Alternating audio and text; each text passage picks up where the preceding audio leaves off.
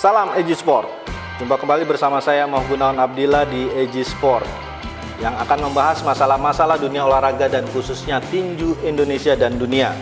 Di studio Eji TV telah hadir Bang Hawendra Hendra Julio atau biasa disapa Hendra Julio. Beliau adalah seorang mantan petinju, matchmaker, sama hakim. Wasit hakim dan pelatih juga. Pelatih juga, jadi banyak profesi yang memang digeluti dari petinju sampai akhirnya pelatih. Jadi kita akan mungkin bisa cerita sosok Bang Hendra Julio ini.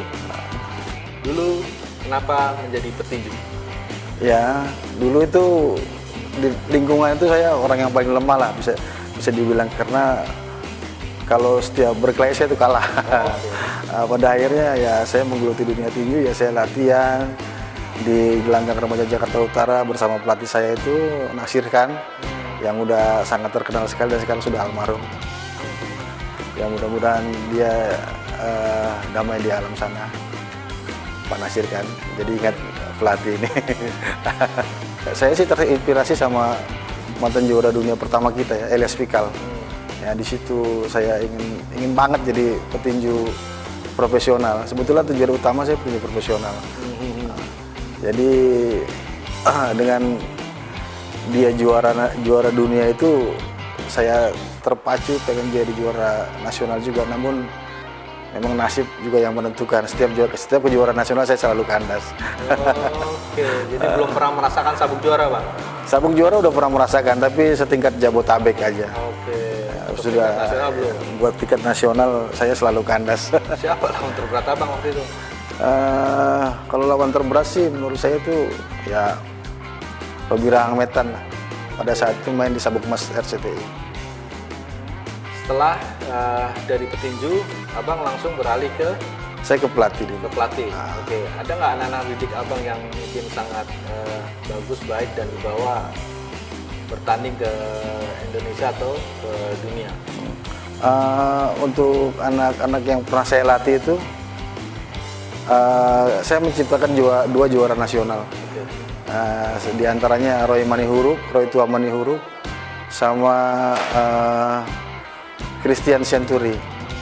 Dan itu dia berhasil jadi juara di pertandingan yang digelar di TVRI dengan promotor Sarifudin Lado.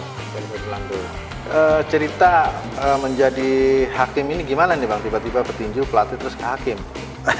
Pada saat itu sih tahun 2003 ya, pas saya udah stop tinju, udah stop benar-benar. Kebetulan ada penataran wasit hakim yang diadakan oleh BOPI, ya, Badan Olahraga Profesional Indonesia. Nah, jadi di situ saya berkarir sebagai wasit hakim. Ya awalnya memang agak rumit karena kita harus menguasai aturan dan peraturan dalam suatu pertandingan kan. Nah, jadi tapi pada akhirnya ya karena saya mau belajar, akhirnya ya saya bisa. Tahun 27 Juli 1996 di mana Ipo Gala kalah dengan namanya Pacman atau si Manny Pacquiao yang saat ini dia mencalonkan jadi presiden Filipina, Bang. Ya, kita bangga ada orang Indonesia di sini. Ya. Tapi kita akan membahas pertandingan dia itu dari sisi hakim nih, dari hakim. Ipo Gala pada waktu di ronde kedua dia dipukul terus sama Manny Pacquiao dia. Mungkin ada sekitar 10 atau 15 kali. Terus wasit langsung nyetop. Itu gimana menurut memang itu sudah suatu aturan. Jadi bila mana petinju dipukul tidak membalas dalam hitungan ke-8, dalam arti kata pukulan 8 pukulan itu masuk dengan bersih mendarat di mukanya, ya memang harus di stop. Karena seorang wasit hakim itu sangat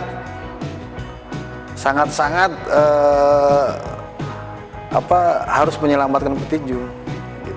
Jangan sampai terjadi hal-hal yang tidak Tapi meskipun begitu, kalau saya lihat pertandingan di ronde keduanya dia, si Bogala itu, dia dipukul belakang, ya kan? Itu nggak bersih kan kalau dipukul belakang kepala? Ya mungkin karena bisa aja terkena di belakang sini karena mungkin Ipo Galanya agak menunduk kan, jadi kena di bagian sini dan itu sah di sini. Kalau masih di sini sah karena kan ini masih bagian depan.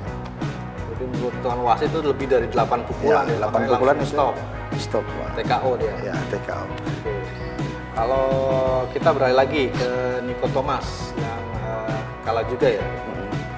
siapa waktu itu Bang? Samut ya kalau nggak salah. Iya.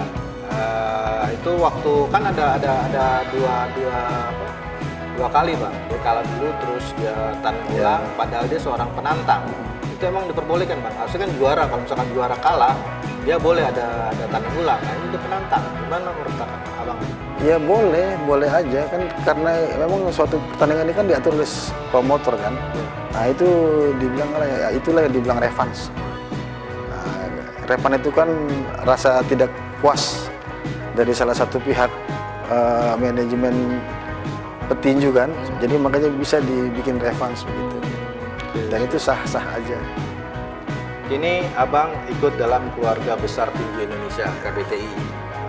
Jadi kan hampir seluruh ex atau mantan petinju di Indonesia ini bergabung di keluarga besar tinju Indonesia.